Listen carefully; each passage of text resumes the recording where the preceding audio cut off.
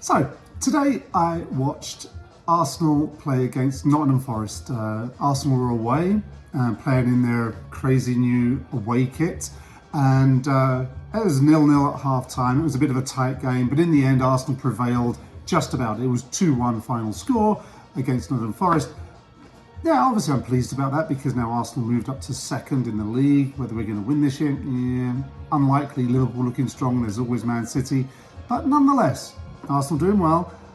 But I have a bit of a fondness for Nottingham Forest. And the reason I have a fondness for Nottingham Forest is that when Arsenal was first being set up in Dial Square in 1886, they didn't have any kits. And two of their players had formerly played for Nottingham Forest, who was set up about 20 years earlier, I think. And two of them used to play there, and they wrote asking the club if they could help. And what Nottingham Forest did was they sent a bunch of their kits so that Arsenal had kits to play in. And this kit here, which is from our last season at Highbury, is this colour because the kits that were sent from Nottingham Forest were red kits, and that's why Arsenal now play in red. But it wasn't really a red, it was a Garibaldi red, and it's so called a Garibaldi red because when Nottingham Forest was set up, Garibaldi was immensely popular throughout England, a radical unifier of Italy, and super popular. There were Garibaldi pubs, there were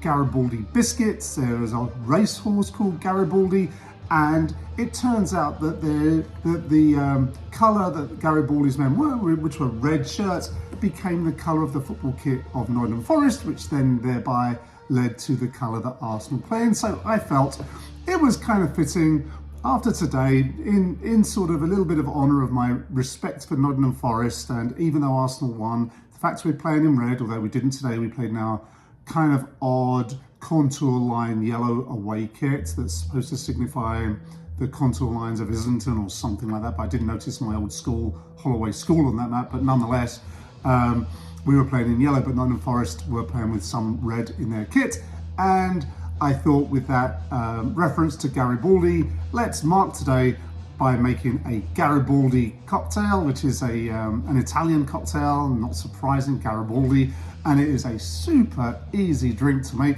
And why wouldn't you do it? Well, mostly super easy, but there is one technique that was popularized by the Dante bar in New York that I'm going to go with that makes it a bit different and a really sort of fluffy, enjoyable, maybe a brunch time drink, but not too heavy, and certainly a good one. So here we go. It is remarkably easy to make, and what we're going to do is the main tricky ingredient is going to be the juice of an orange. So I'm going to cut this in half like that, and before I juice it, I'm going to cut off a wedge that I can then use to garnish my glass, because once I've squeezed it, that's going to be just a little bit tricky, probably.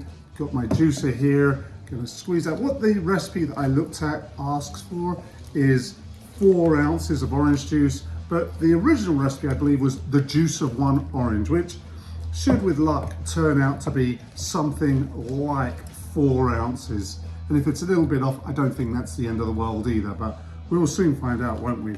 Well, I'm not going to measure it, so we won't really. We're just going to have to guess that what's in there is going to be about 4 ounces, more or less. Maybe a, maybe a bit rough. I don't really care too much. I've got 1 orange. That's the amount of juice we are going to make. And hey, you know what? I think it's looking pretty good. But here's how I'm going to make it fluffy. I've got my big new KitchenAid blender here. I wanted something powerful to do the trick. And what I'm going to do is strain this orange juice, because trying to get some of the pith out and all the rest of it, I'm going to strain that into the cocktail glass. And it's taken a little bit of time to go through there. There must be obviously some fair amount of pith there, so we'll just help it along with a spoon. And I think this is going to be worth it. Certainly, the concept of the drink sounds great. Let's just get all of that orange juice in there, because what we're going to do, that's good, put that down there. We're going to blend it to make it frothy. And so rather than those cocktails that need a egg white or something like that, this is just going to be the aerated orange juice. So I've got it at a high setting, want it high, and I'm just going to go on like that. I believe I am anyway.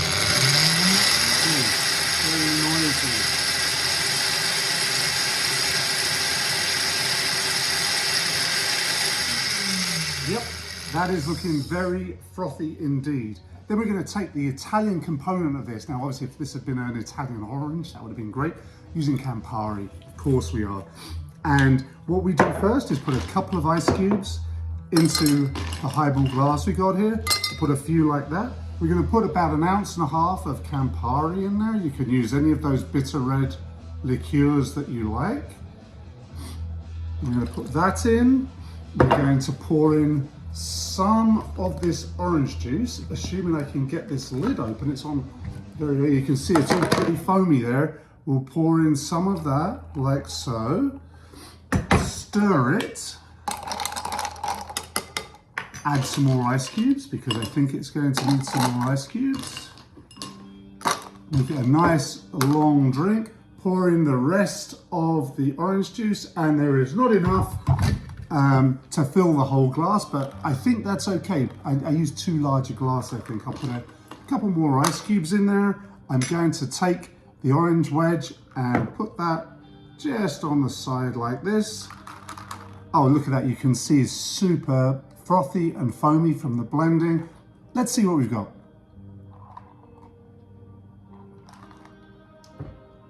Oh, that is delicious. Tangy, but a bit sweet as well. Really good mix, actually. Yes, I think I can recommend that. Here's to Garibaldi and to Nottingham Forest and to Arsenal. Cheers.